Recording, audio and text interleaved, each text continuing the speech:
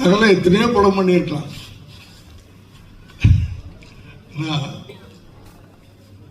அகத்தியன் சாருடைய அந்த காதல் கோட்டை யாரோ சொன்னாங்க, இன்று வரை எத்தனையோ வருஷங்கள் ஆயிடுச்சு.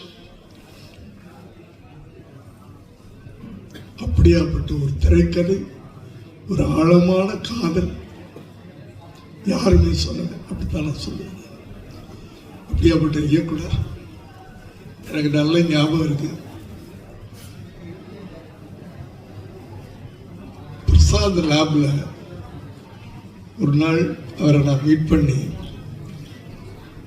விஜய்க்கு ஒரு படம் பண்ணுங்கன்னு சொன்னேன். ஞாபகம் இருக்குன்னு நினைக்கிறேன். அப்போ ரொம்ப பிஸியாக இருந்தார். அந்த வாய்ப்பும் அந்த பொறுப்பினையும் எங்களுக்கு கிடைக்கவில்லை. அப்படியாப்பட்ட அவருக்கு என்னுடைய வாழ்த்துக்கள், நன்றி. அடுத்து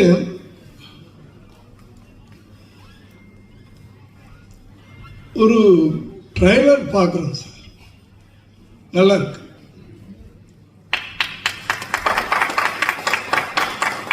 நல்லா இருக்குன்னு எல்லாரும் சொல்லுவாங்க. ஆனால் அந்த ட்ரைலரை பார்த்த உடனே யாருப்பா டைரக்டர்? முதல்ல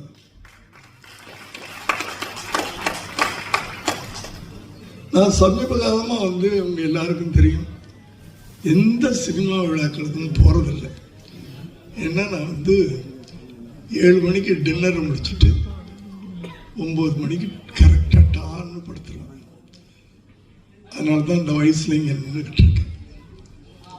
அதனால எந்த விழாக்களுக்கும் நான் கையெடுத்து கும்பிட்டு நான் போகிறதில்லை.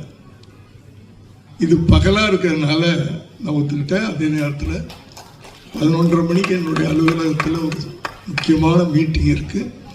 நேற்றே சொல்லிட்டேன் அவங்ககிட்ட, இன்னைக்கு 11 மணிக்கு தயவு பண்ணி விட்டுருங்கப்பா.